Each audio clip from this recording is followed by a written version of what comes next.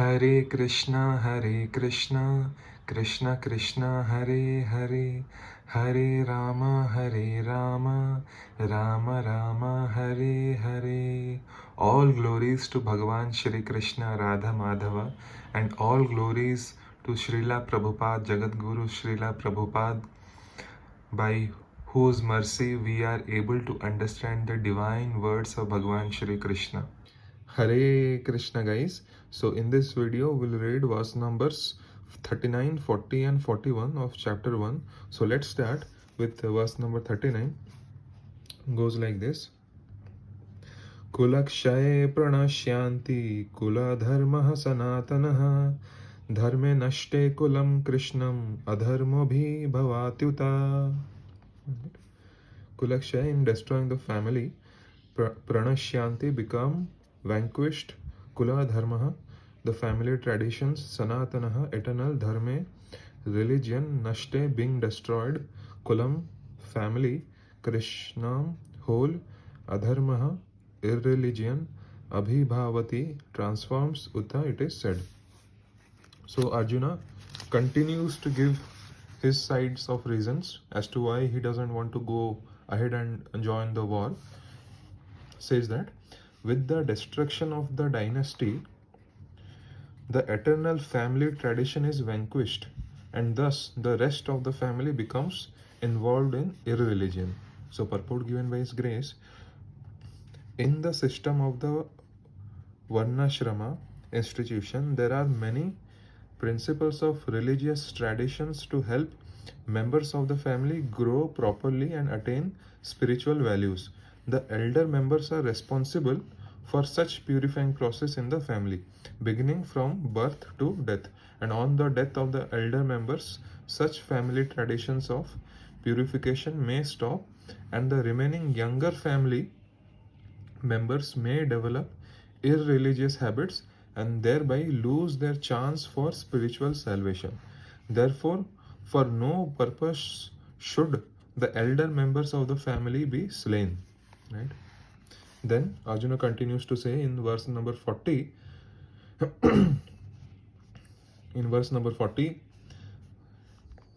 Adharmabhi bhavat Krishna pradushyanti kulastriya strishu dustashu varsneya jayate varna sankaraha. Right? Adharma, irreligion, abhibhavat, having become predominant, Krishna, O Krishna, pradushyanti, become polluted, kulastriya, family ladies, strishu, by the womanhood, dustashu, being so polluted, varsneya, O descendant of Vrishni, jayate, comes into being, varna sankara, unwanted progeny. Right?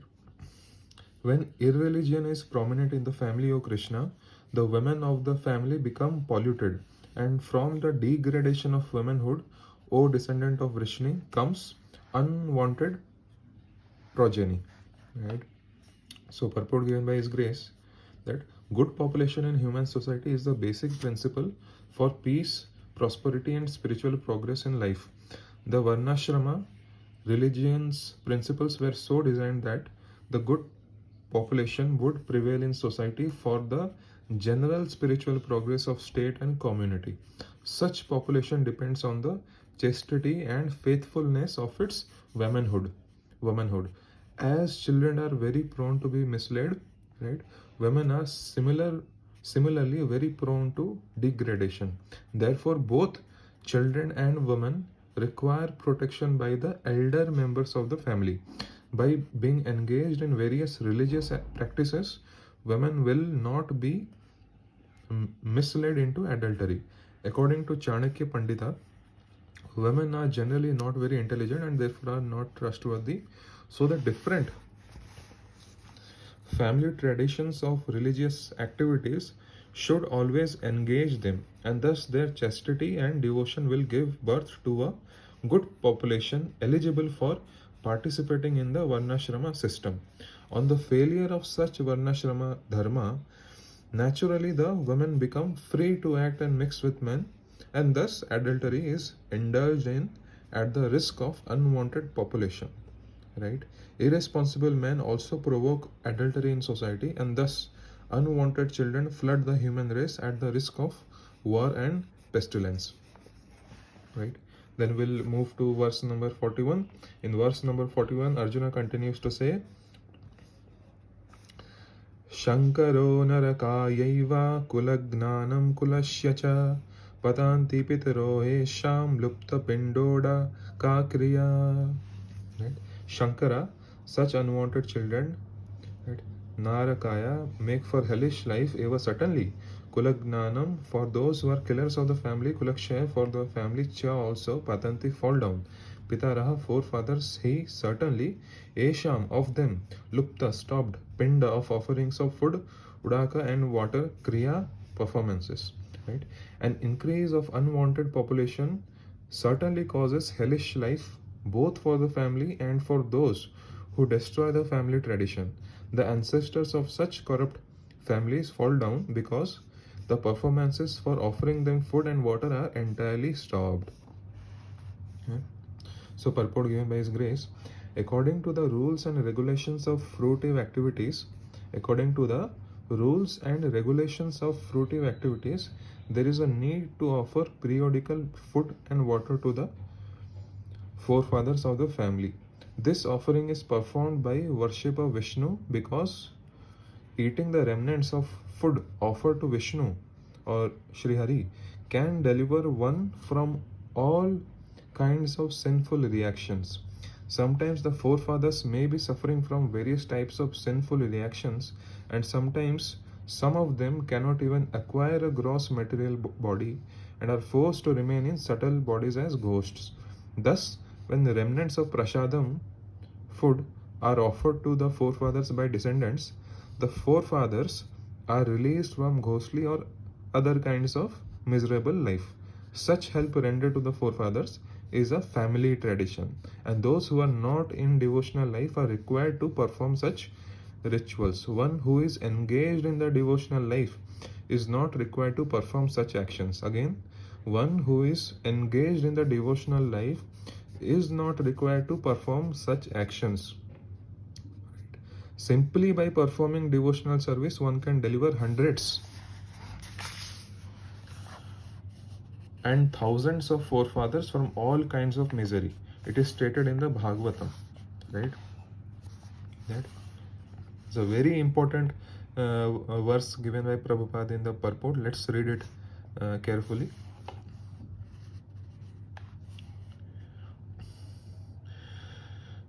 Hare Krishna.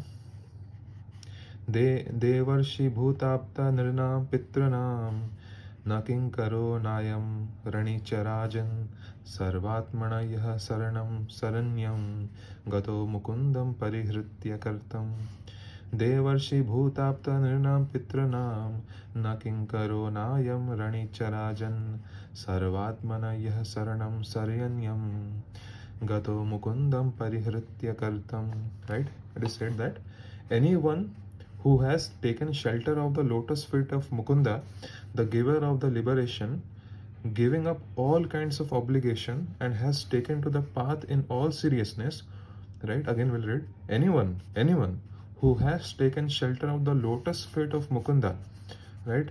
The giver of liberation, giving up all kinds of obligation, and has taken to the path, which path? Right? The path of bhakti, has taken to the path in all seriousness, owes neither duties nor obligations to the demigods, sages, general living entities, family members, humankinds, or forefathers. Right? Such obligations are automatically fulfilled by performance of devotional service to the Supreme Personality of Godhead. What a beautiful statement. What a beautiful knowledge given by Srila Prabhupada in the purport, right? Right? That in my spiritual life also, I have come to this realization that all the jivas, right, all the jivas, living entities in the present age, they don't have the desire to be in debt, right, to other living entities. They don't have any desire to be in debt of other entities, right? Only because they are under the influence of Maya, only because they have chosen to be under the influence of Maya. That's why these five senses, right, are pulling them in different directions, right? Because they have chosen to go in the path of Maya, right? But if the same person chooses to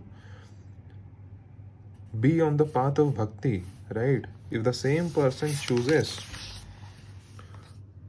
to be engaged in the devotional life, the same person, for the same person, these rules and regulations are not required, right? That person, for that person, there is no need to do any pindadan or anything. He doesn't need any dependence on his, right, on his offsprings, right? He doesn't need any dependence, right? And that person, when he does bhakti, right, from doing that itself, his and her forefathers, right, they will be freed from all kinds of sinful reactions, right? So it is very important that we utilize this life, right, this precious life, right? First of all, we are very fortunate to be born as human, and second, having born as human, we are very fortunate to be able to read the Bhagavad Gita, right? Not many humans are have the opportunity or the, you know, the willingness or the right kind of atmosphere or situation and circumstance to be able to be on the bhakti, in the path of bhakti, and read the Bhagavad Gita in the first place. But we have that opportunity, so that's why we should utilize this opportunity, right, to read the Bhagavad Gita carefully, right? We should be on the path of bhakti. We should take the shelter of the lotus feet of Mukunda, right? The Lord, Bhagwan Shri Krishna.